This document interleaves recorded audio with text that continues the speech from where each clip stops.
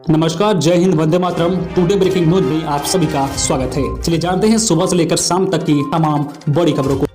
पहली बड़ी खबर की बात करें तो शिक्षित बेरोजगारों को मिलेगा 5,000 रुपये भत्ता। नौकरी की चाह रखने वाले शिक्षित बेरोजगारों को संबल देते हुए झारखंड के सीएम हेमंत सोरेन ने बेरोजगारी भत्ता देने का ऐलान किया गया है। इसके लिए कल यानी 1 अप्रैल से ही आवेदन की प्रक्रिया शुरू हो गई है। सरकारी व प्राइवेट नौकरी के लिए एड़ी चोटी का जोर लगाने वाले और करियर में बेहतरी की चाह रखने वाले शिक्षित बेरोजगारों को संबल देते हुए बेरोजगारी भत्ता देने का ऐलान किया गया है। इसके लिए कल यानी 1 अप्रैल से आवेदन की प्रक्रिया शुरू हो गई है। झारखंड के मुख्यमंत्री हेमंत सोरेन ने 5,000 रुपये बेरोजगारी भत्ता देने का बड़ा ऐलान किया है। अगर आप भी युवा हैं और बेरोजगार हैं तो नए वित्त वर्ष 2021-22 में झारखंड में बेरोजगारी भत्ता के लिए अप्लाई करने के लिए तैयार हो जाएं। अगली बड़ी खबर की बात करें तो इस राज्य में ग्रेजुएशन पास करने पर लड़कियों को मिलते हैं 50,000 रुपये। महिलाओं और लड़कियों की शिक्षा को बेहद जरूरी मानते हुए केंद्र सरकार द्वारा कई योजनाएं चलाई जा रही हैं। इन योजनाओं के तहत महिलाओं को ड्रेस, छात्रवृत्ति या साइकिल आदि के लिए प्रोत्साहन राशि दी जाती है। वहीं कई राज्यों में तो बालिका शिक्षा को बढ़ावा देने के लिए प्रोत्साहन राशि के तौर पर 25 से 50,000 रुपये तक की राशि दी जा रही है। देश में महिलाओं और लड़कियों की शिक्षा को बढ़ावा देने के लिए तमाम तरह की योजनाओं को अमली जामा पहनाया जा रहा है। प्रधानमंत्री नरेंद्र मोदी इस दिशा में कई योजनाओं का शुभारंभ कर चुके हैं। इसमें बेटी बचाओ बेटी पढ़ाओ अभियान के तहत सुकन्या समृद्धि योजना प्रमुख है। इसी कड़ी में बिहार राज्य में भी बालिका को शिक्षा के प्रति प्रोत्साहित करने के लिए कई योजनाएं चलाई जा रही हैं। इन्हीं तमाम योजनाओं में से एक मुख्यमंत्री कन्या उत्थान योजना है। गौरतलब है कि इस योजना के तहत बालिकाओं को 10वीं 12वीं और स्नातक पास करने पर प्रोत्साहन राशि दी जाती है। यह खास बात है कि राज्य सरकार द्वारा मुख्यमंत्री कन्या उत्थान योजना की राशि में इजाफा किया गया है। 12वीं पास करने वाले छात्राओं को तो ये राशि दोगुना से भी ज़्यादा की जा रही है। बता दें कि शैक्षणिक सत्र 2021-22 में 12वीं पास करने वाली अविवाहित छात्राओं को प्रोत्साहन राशि के तौर पर 25,000 रुपये और स्नातक की पढ़ाई पूरी करने वाले छात्राओं को 50,000 रुपये की राशि दी जा रही है।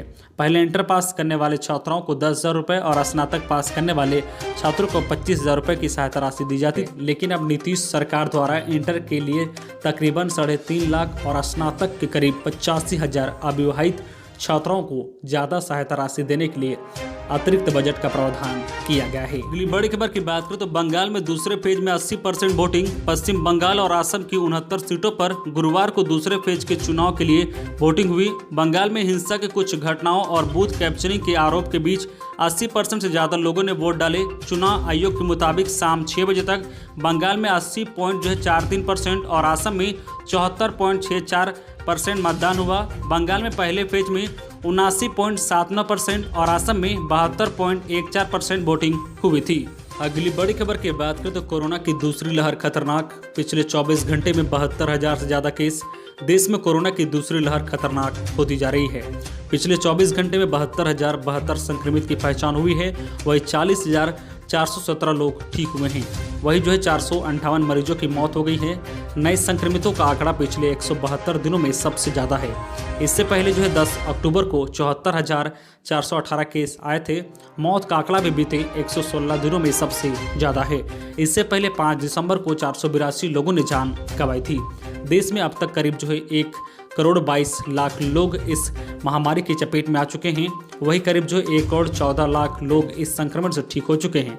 वही 1,62,000 लोगों ने अपनी जान गंवा दी है और 5,80,000 लोगों का इलाज चल रहा है। ये आंकड़े covid19india.org से लिए गए हैं। देश में कोरोना के बढ़ते मामलों के बीच केंद्र सरकार ने अप्रैल में रोज वैक्सीनेशन करने के निर्देश दिए हैं।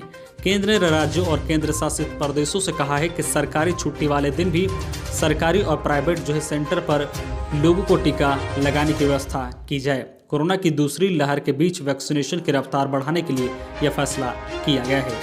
अगली बड़ी खबर की बात करें तो ब्याज दरों में कटौती का फैसला मोदी सरकार ने लिया वापस। पुरानी दर ही लागू रहेगी।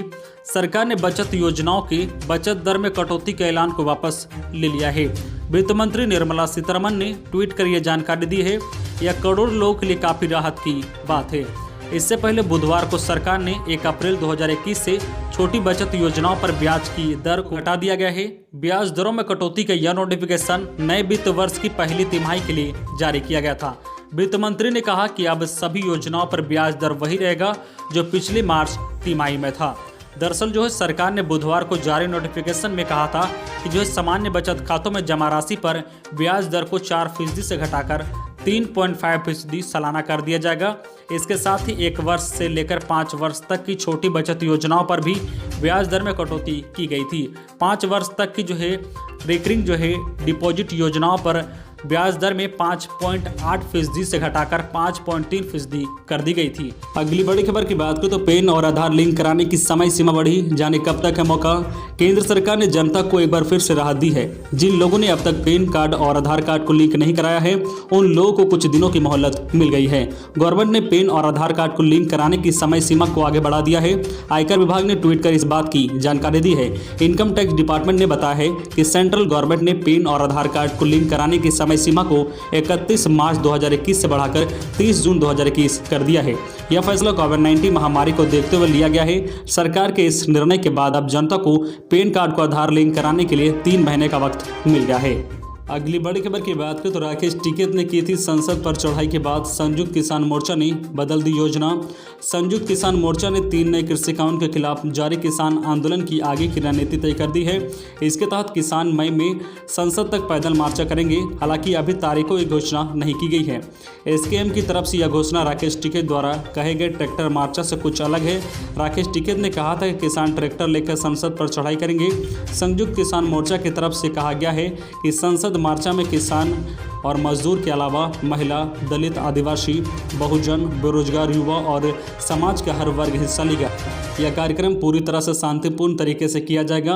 और जो एसकेएम की तरफ से कहा गया है कि किसानों की तरफ से 10 अप्रैल को 24 घंटे के लिए कुंडली जो है मानसर पावर एक्सप्रेस को जाम किया जाएगा। जारी कार्यक्रम के अनुसार 5 अप्रैल को फूड कॉरपोरेशन ऑफ इंडिया बचाओ दिवस मनाया जाएगा। 10 अप्रैल को 24 घंटे तक जो है केएमपी को ब्लॉक किया जाएगा और 13 अप्रैल को दिल्ली की सीमाओं पर बैसाखी का त्यौहार मनाया जाएगा। 14 अप्रैल को अम्बेडकर की जयंती और संविधान बचाओ दिवस के रूप में। अगली बड़ी खबर की बात करें तो एलपीजी कनेक्शन लेने वालों के लिए बड़ी खबर, बदलने जा रहे हैं ये नियम। अगर आप भी उज्ज्वला स्कीम के तहत फ्री एलपीजी गैस कनेक्शन लेने का प्लान बना रहे हैं तो ये खबर आपके लिए काफ़ी जरूरी है। उज्ज्वला स्कीम के तहत मिलने वाली सब्सिडी के स्ट्रक्चर में सरकार जल्द ही बदलाव कर सकती है। अपनी कंट्रोल की खबर के मुताबिक पेट्रोलियम मंत्रालय 2 नए स्ट्रक्चर पर काम कर रहा है और इसको जल्द ही जारी किया जा सकता है।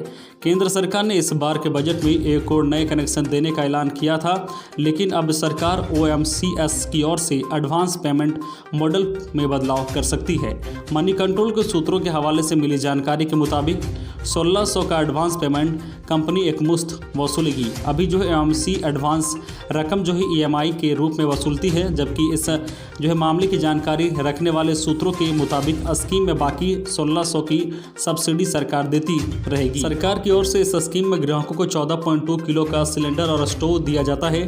इसकी लागत करीब जो है 3200 रुपये होती है और इस पर सरकार की ओर से जो है 1600 रुपये सब्सिडी मिलती है, जबकि 1600 रुपये OMCS एडवांस के रूप में देती है। हालांकि जो है OMCS जो है रिफिल कराने पर सब्सिडी की रकम EMI के रूप में वसूलती है। अगली बड़ी खबर की बात करें तो सरकारी कर्मचारियों के लिए बड़ी खबर, सरकार ने पेंशन को लेकर किए ये बड़े ऐलान, जानिए सब कुछ।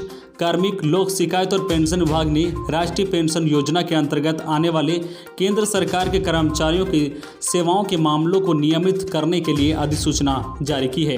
फाइनेंशियल एक्सप्रेस की खबर के मुताबिक केंद्र सरकार ने अपने कर्मचारियों को बड़ी सुविधा दी। सरकार ने योग्यता पूरी करने वाले कर्मचारियों को नेशनल पेंशन सिस्टम को छोड़कर पुरानी जो है पेंशन स्कीम का लाभ देने की छूट दे दी है।